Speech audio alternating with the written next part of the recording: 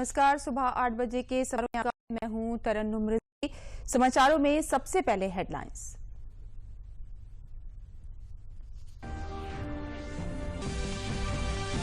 Raisina dialogue में दूसरे दिन विदेश मंत्री एस जयशंकर ने लिया हिस्सा। यूक्रेन और हिंद प्रशांत समेत कई मसलों पर खुलकर रखा भारत का पक्ष।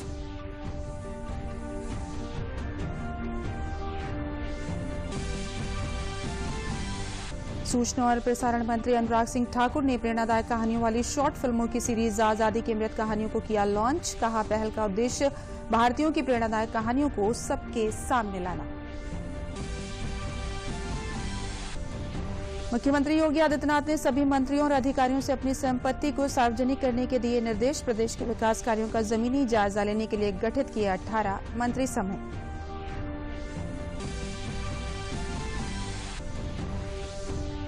और प्रदेश की कैबिनेट ने दी 9 अहम प्रस्तावों को मंजूरी। पूर्वांचल एक्सप्रेसवे, एम्बुलेंस और पेट्रोलिंग के लिए एजेंसी का किया जाएगा चयन। अंशकालिक निदेशकों का मानदेय बढ़ाकर किया गया 9,000 प्रतिमाह।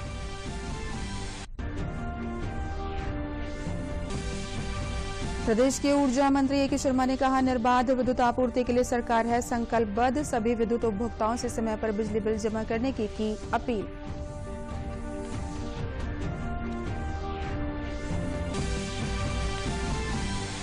और कोविड-19 के खिलाफ जंग में देश एक कदम बढ़ा और आगे। Drug controller general of India ने बच्चों के लिए 3 वैक्सीन के आपातकालीन इस्तेमाल की दी अनुमति।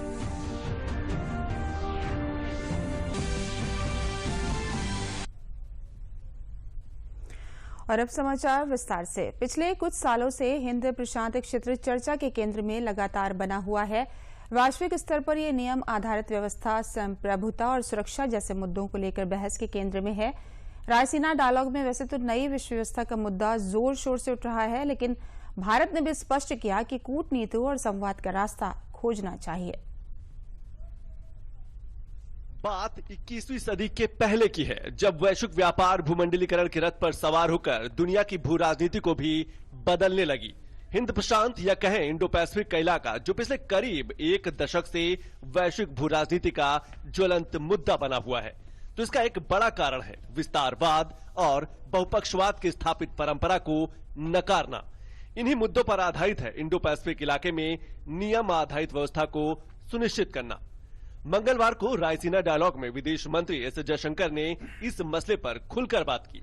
As Indian Ocean countries, we need to, in a sense, recognize and reclaim our history. That we were a very vibrant, pluralistic ecosystem for the passage of commerce and culture for many years. Now, this was disrupted during the colonial times, and I think as part of today the changing world, a much more globalized world, a much more rebalanced world, how do you rebuild our economies? How do we actually do more interactions with each other rather than go through intermediaries of a very different era? And in that sense, recreating the Indian Ocean, I would say, I'm using community with a small c here, and also how do we look for solutions amongst each others, not necessarily looking to countries far away. Indo Pacific पर दुनिया की नजर लगातार बनी है, जिसके मोटे तौर पर 3 कारण हैं। पहला तो यही कि दुनिया की कई बड़ी अर्थव्यवस्थाएं जैसे अमेरिका, चीन, भारत, ऑस्ट्रेलिया और जापान यानी वैश्विक जीडीपी का करीब 65%। समुद्री नेविगेशन की बात करें तो हिंद प्रशांत का ही वो इलाका है जहां से वैश्विक समुद्री व्यापार का 60% गुजरता है। वहीं एक बड़ा कारण ये भी है कि यही वो इलाका है जहां आसियान जैसी उभरती अर्थव्यवस्थाएं हैं। हिंद प्रशांत के क्षेत्र सुरक्षा कारणों से और आधुनिक युग में साम्राज्यवादी खतरे के भी संवेदनशील रही है। भारत अपने हितों को लेकर लगातार चौकस रहा है, तो कई वैश्विक ताकतें भी। In 2015, Prime Minister Modi actually put forward a vision called Sagar, which is literally a word, it's an acronym, but it means ocean, which was security and growth for all in the region. And that's been, in a sense, the template by which we have really stepped up our cooperation with a lot of countries, including Madagascar. And now, where the Indo-Pacific is concerned, I think there's a slightly different issue there, which is that the Indian Ocean and the Pacific Ocean have become much more seamless because countries on either side of that imaginary divide are actually have political, security, and economic interests, and therefore it's actually untenable to see them in compartmentalized terms. So that's, I would say, a larger geopolitical happening which is taking place. And to me, the two are completely sort of reconcilable. A stronger Indian Ocean activities actually contribute to the Indo-Pacific as well. मुक्त और नियम आधारित व्यवस्था को सुनिश्चित करने की मांग तो पहले से ही हो रही है, जिसे लेकर दुनिया के हर कोने से आवाजें उठती रही हैं। पिछले दिनों जब अमेरिका भारत के बीच 2+2 वार्ता हुई तो इस मौके पर अमेरिकी राष्ट्रपति जो बाइडेन ने स्पष्ट किया कि दुनिया के सबसे बड़े लोकतंत्रों के नेताओं के रूप में हिंद प्रशांत और उससे आगे के सभी देशों की संप्रभुता और क्षेत्रीय अखंडता का सम्मान करने के लिए अपनी साझा प्रतिबद्धता पर जोर देते हैं। पिछले दिनों जब ब्रिटेन के प्रधानमंत्री बोरिस जॉनसन भारत के दौरे पर आए तो उन्होंने इसी मुद्दे से जुड़ी आशंकाओं को सामने रखते हुए कहा कि इंडो पैसिफिक क्षेत्र को स्वतंत्र और खुला रखने में भारत और ब्रिटेन की साझा रुचि है।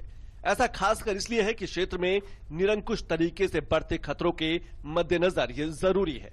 सोमवार को इसी रायसीना डायलॉग में यूरोपीय आयोग के अध्यक्ष ने अपनी चिंताओं को रखते हुए कहा कि इंडो पैसिफिक की सुरक्षा और समृद्धि में यूरोपीय संघ की मजबूत हिस्सेदारी है। हम अपने दोस्तों और भागीदारों के साथ काम करना चाहते हैं। चिंताएं और मुद्दे तो हैं, लेकिन भारत हमेशा से बहुपक्षवाद का समर्थक रहा है और विस्तारवाद के खिलाफ दुनिया को एकजुट भी करता। सूचना और प्रसारण मंत्री अनुराग सिंह ठाकुर ने आज प्रेरणादायक कहानियों वाली शॉर्ट फिल्मों की सीरीज आजादी की अमृत कहानियों को लॉन्च किया, जिसे OTT प्लेटफॉर्म नेटफ्लिक्स के सहयोग से बनाया गया है। इस पहल का उद्देश्य भारतीयों की प्रेरणादायक कहानियों को सबके सामने लाना है। 75 साल की आजादी इस देश की महिलाओं की हकीकत है। केंद्र की नरेंद्र मोदी सरकार पद्म पुरस्कारों के जरिए गुमनाम नायकों को सम्मानित कर रही है, तो सूचना प्रसारण मंत्रालय भी इस कड़ी को आगे बढ़ाते हुए ऐसे ही प्रेरणादायक पात्रों की कहानियों को बड़े ही रोचक अंदाज में पेश करने की पहल की है। कुछ ऐसी ही 7 महिलाओं की कहानियों की लघु फिल्म जारी की गई है। आजादी के अमृत कहानियां, इस नाम के संग्रह को सूचना प्रसारण मंत्री अनुराग सिंह ठाकुर ने जारी किया। Today content is king. If your content is worth watching, people will keep switching to the various OTT platforms. That is the power content has. That is the power of a story. And India, we have so many achievers, so many stories, a rich history and culture, and I'm sure we have a lot to showcase to the world. जारी की गई 2-2 मिनटों की 7 लघु फिल्मों का निर्माण Netflix ने किया है। साल 2021 में नेटफ्लिक्स और सूचना प्रसारण मंत्रालय के बीच ऐसी 25 लघु फिल्में बनाने का करार हुआ था। पूर्वोत्तर की बात करें, नॉर्थ ईस्ट की बात करें तो 7 सिस्टर स्टेट्स की बात की जाती है, 7 देवियों की बात की जाती है। यहाँ 7 ऐसी महिलाओं की बात की जा रही है जिन्होंने अपने जीवन में बहुत कुछ किया है, और उनमें से 3 देवियां यहाँ पर उपस्थित हैं। नेटफ्लिक्स द्वारा बनाई गई ये लघु फिल्में दूरदर्शन नेटवर्क और सोशल मीडिया प्लेटफॉर्म्स पर भी दिखाई जाएंगी। इस मौके पर सूचना प्रसारण सचिव ने कहा कि पिछले 2 सालों में OTT प्लेटफॉर्म्स का खासा विस्तार हुआ है। हमारे साथ एक कोलैबोरेशन एग्रीमेंट हुआ जिसका आज पहली कड़ी है, जिसके अंदर हम ये 3 फिल्में आज जिनका विमोचन हो रहा है। साथ ही साथ नेटफ्लिक्स जगह जगह पर मास्टर क्लासेस करेगा।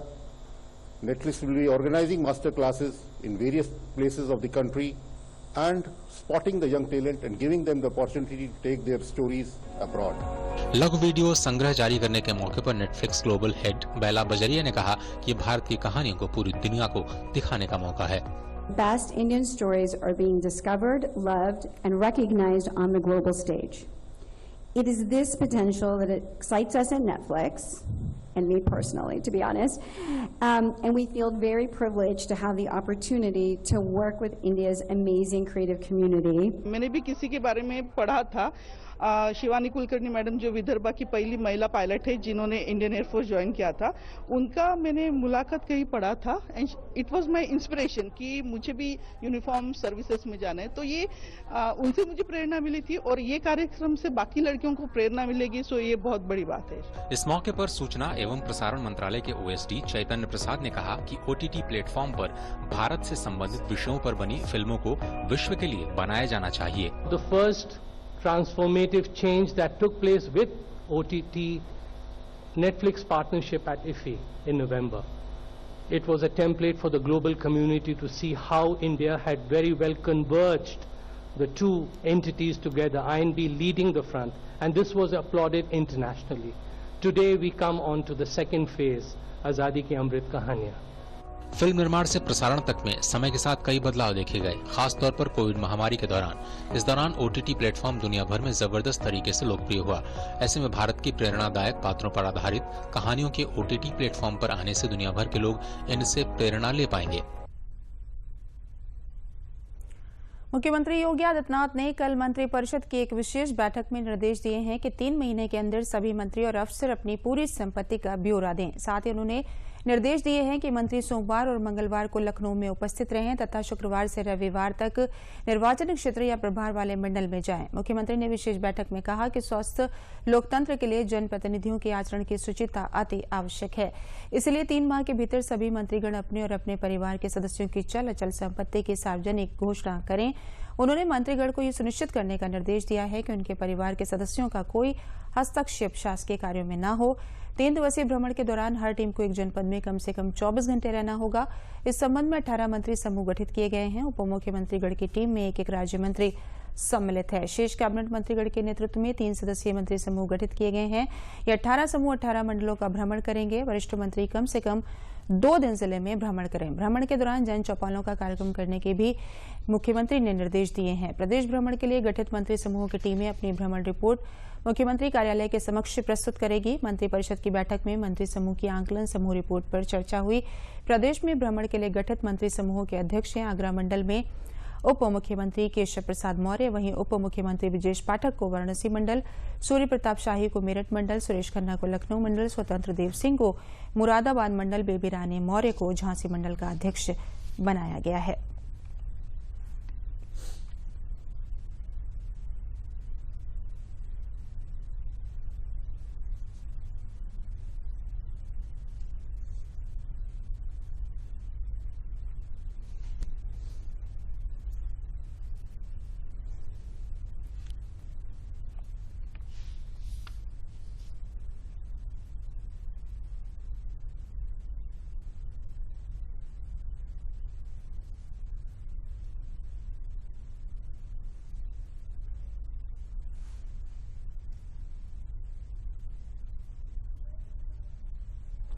मुख्यमंत्री योगी आदित्यनाथ ने कल मंत्रिपरिषद के सदस्यों के साथ बैठक की। इसके उपरांत मंत्रिपरिषद के सदस्यों ने बैठक में लिए गए निर्णयों की जानकारी प्रेस को दी। प्रदेश के वित्त मंत्री सुरेश खन्ना ने बताया कि कुल 9 प्रस्ताव पारित किए गए हैं। चाइना से आयात होने वाला HPLC को जो एक प्रकार का एथेनॉल है, प्रदेश सरकार 10 लाख लीटर स्वयं इसको निर्मित करेगी। कैबिनेट बैठक में बेसिक शिक्षा से 27,500 अंशकालिक अनुदेशकों का मानदेय 7,000 से 2,000 रुपए बढ़ाकर 9,000 रुपए प्रतिमाह करने का प्रस्ताव पास किया गया है तथा 3,77,520 रसोइयों को 1,500 से बढ़ाकर 2,000 रुपए मानदेय किया गया है। साथ ही रसोइयों में महिलाओं को साड़ी और पुरुषों को पैंट शर्ट देने का प्रस्ताव पास हुआ है। साथ ही कैबिनेट में 5 वर्षों में बनने वाले सड़कों के रखरखाव के लिए प्रस्ताव पास किया गया है। सड़कों की लागत में 10% मेंटेनेंस प्रस्ताव भी पास किया है। कैबिनेट में पूर्वांचल एक्सप्रेसवे, एम्बुलेंस और पेट्रोलिंग के लिए एजेंसी चयन का प्रस्ताव पास किया गया है। एक्सप्रेसवे पर टोल टैक्स को मंजूरी दी गई है। आने वाले समय पर ये प्रक्रिया शुरू होगी।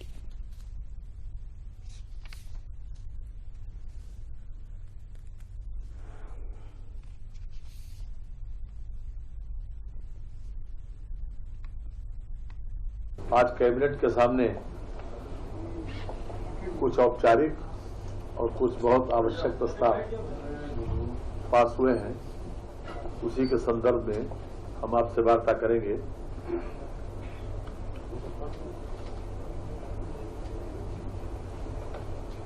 अभी तक हम HPLC टोटल प्रस्ताव 10 पास हुए, 10 आए, इसमें से एक डिफर हुआ, 9 पास हुए।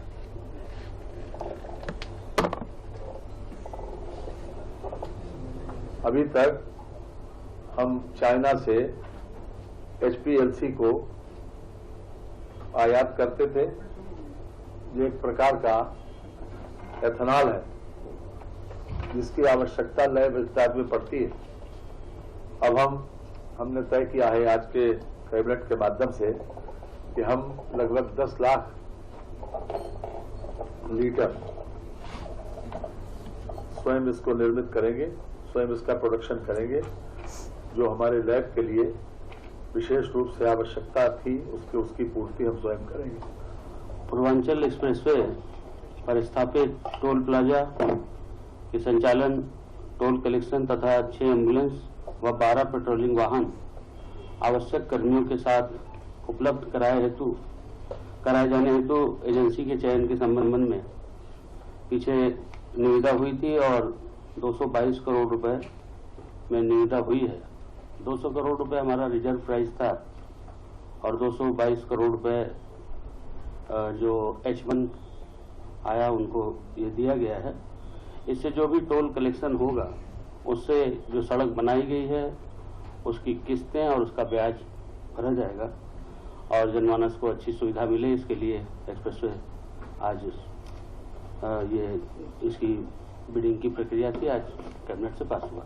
शिक्षा विभाग में अंशकालिक हमारे जो अनुदेशक हैं इनका मानदेय बढ़ाने का प्रस्ताव आज रखा गया था और लगभग जो हमारे 27,555 अंशकालिक अनुदेशक हैं, जो 7,000 रुपए प्रति माह जिनको अभी सरकार के द्वारा दिया जाता था, इसको बढ़ा करके 2,000 रुपए और बढ़ा करके 9,000 रुपए प्रति माह हमारे जितने भी अंशकालिक अनुदेशक हैं इन सब लोगों को मानदेय देने का प्रस्ताव आज पारित किया गया है।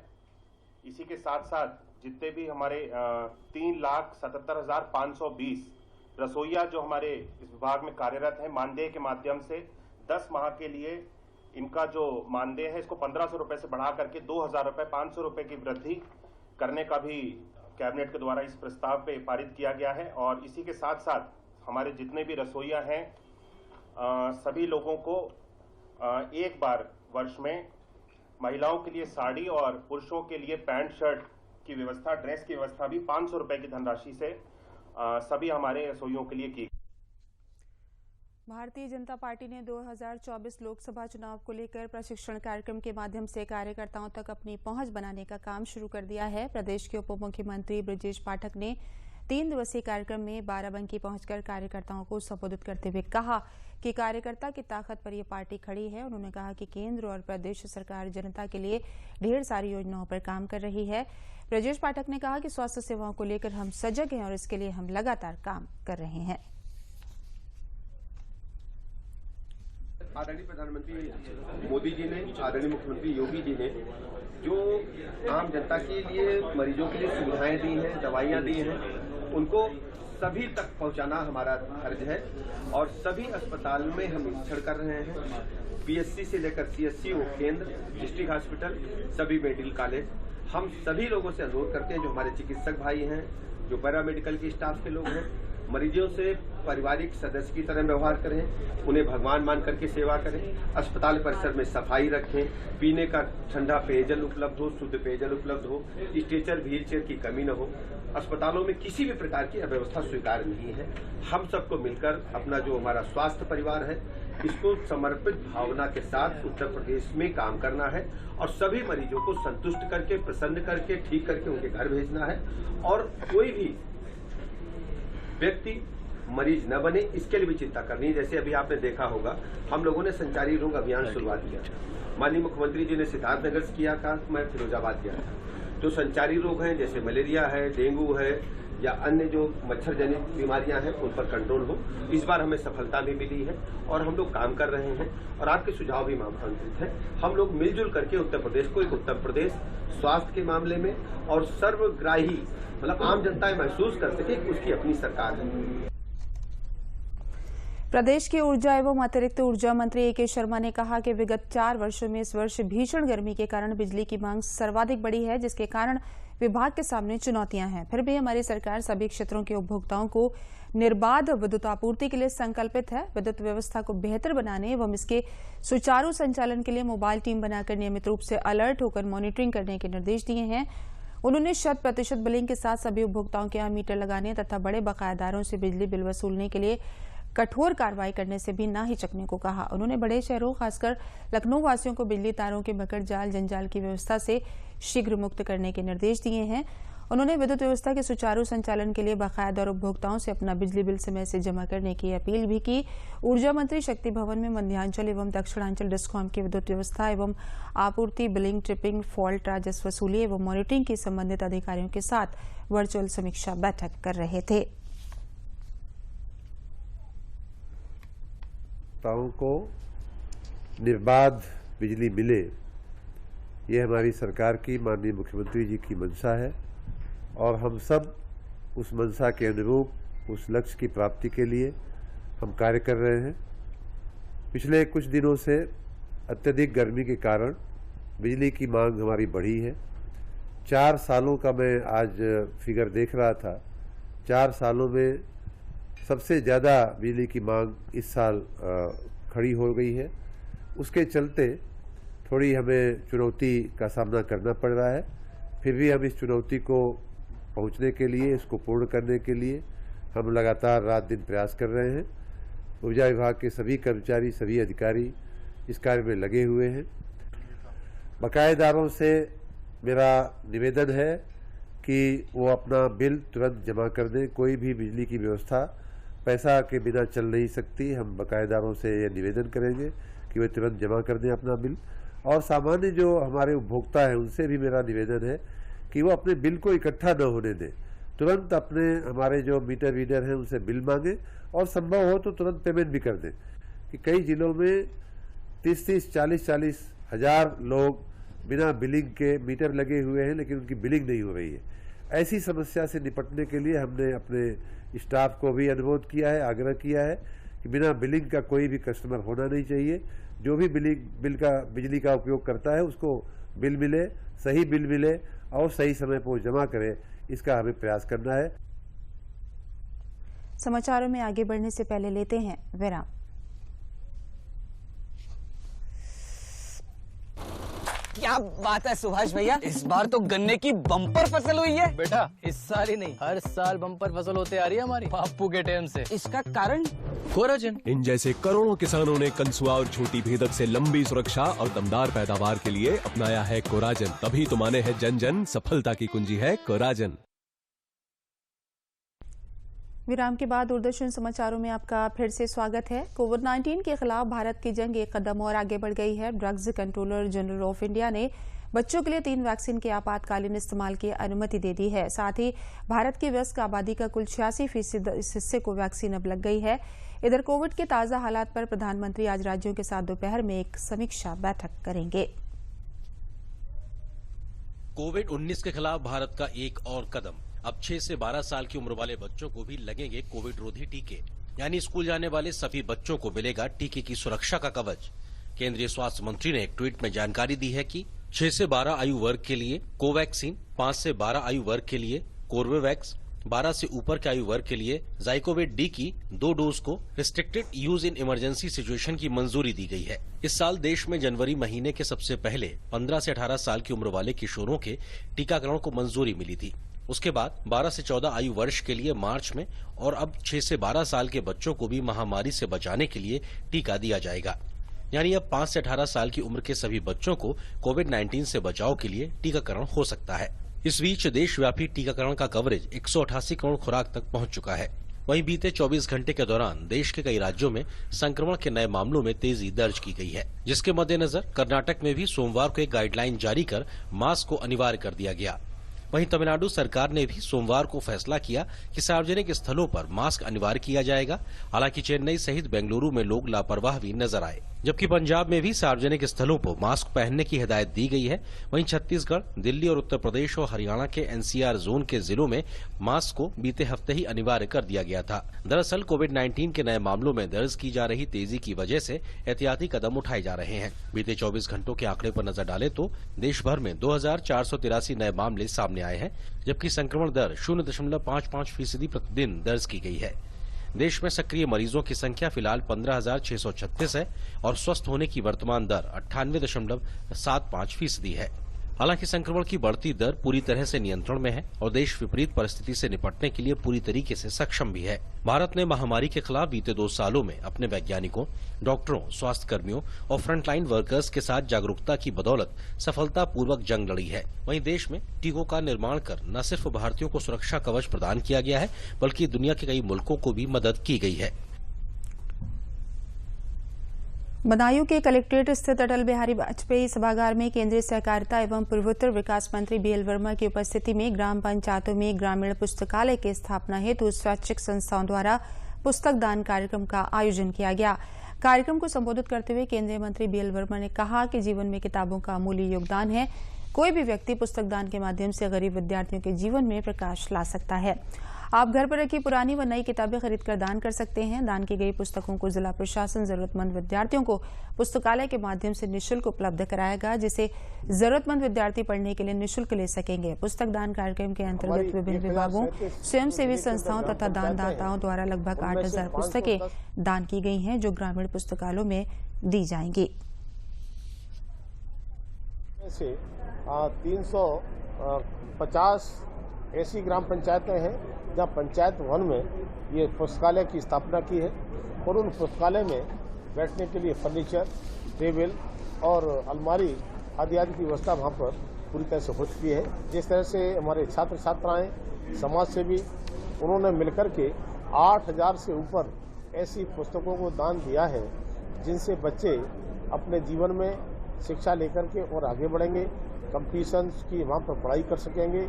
और ग्रामीण अंचल में जो पुस्तकालय बनाने का जो काम किया है, मुझे लगता है कि गांव के बच्चों के लिए ये बहुत बड़ा संबल साबित होने वाला है। अंत में प्रमुख समाचार एक बार फिर। रायसीना डायलॉग में दूसरे दिन विदेश मंत्री एस जयशंकर ने लिया हिस्सा। यूक्रेन और हिंद प्रशांत समेत कई मसलों पर खुलकर रखा भारत का पक्ष।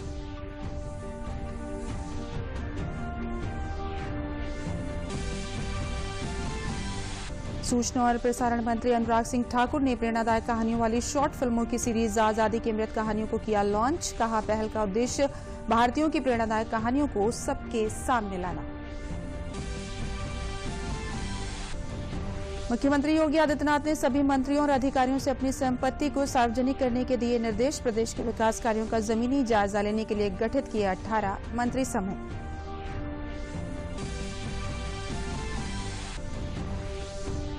और प्रदेश की कैबिनेट ने दी 9 अहम प्रस्तावों को मंजूरी। पूर्वांचल एक्सप्रेसवे, एम्बुलेंस और पेट्रोलिंग के लिए एजेंसी का किया जाएगा चयन। अंशकालिक निदेशकों का मानदेय बढ़ाकर किया गया 9,000 प्रतिमाह।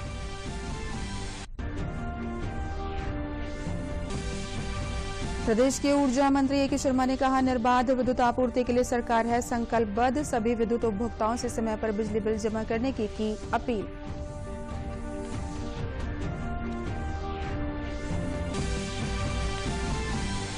और कोविड-19 के खिलाफ जंग में देश एक कदम बढ़ा और आगे। Drug controller general of India ने बच्चों के लिए 3 वैक्सीन की आपातकालीन इस्तेमाल की दी अनुमति।